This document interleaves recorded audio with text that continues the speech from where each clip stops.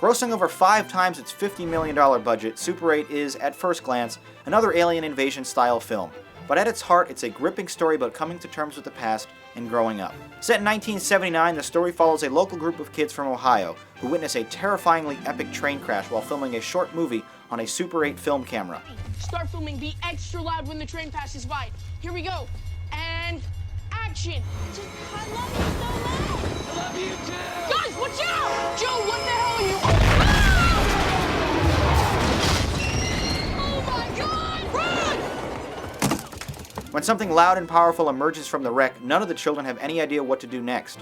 Director J.J. Abrams carefully captures the emotional dynamic between these youngsters, beautifully paying homage to the Spielberg classic from 1982, E.T., which similarly follows a group of young kids dealing with out-of-this-world responsibilities.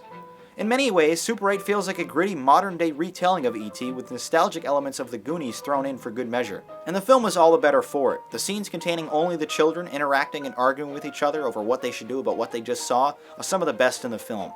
Child actors Joel Courtney, Elle Fanning, and Riley Griffin are positively remarkable in their leading roles, showcasing just the right amount of fidgety awkwardness, inappropriate swearing, and camaraderie for each other that'll instantly remind you of when you were 12. As a director, Abrams hasn't made a bad film yet, and this motion picture is no exception.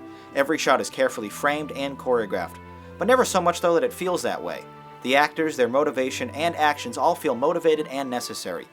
Of particular note is the fast-paced train crash that sets the film's plot into motion.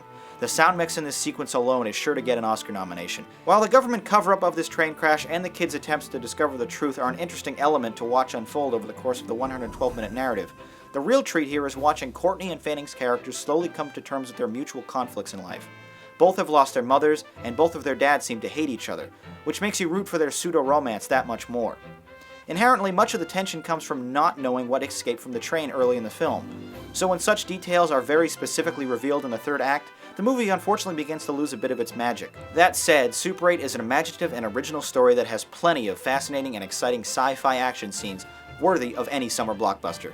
But it's the kids at the heart of the film that really make this stand out, an admirable throwback to the classic growing-up adventures of the 80s, like Stand By Me or E.T.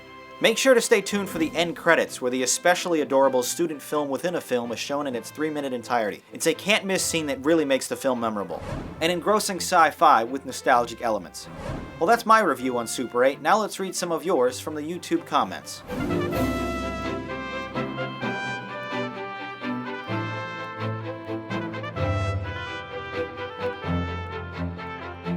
In comes the Rate-O-Matic to score Super 8. A double 9. This was a spectacular film and easily one of the best of 2011. The incredible performances by the very young cast are worth the price of admission alone. I thought it was awesome. You agreed with me, mentioning everything from the cool special effects to the great acting and action scenes.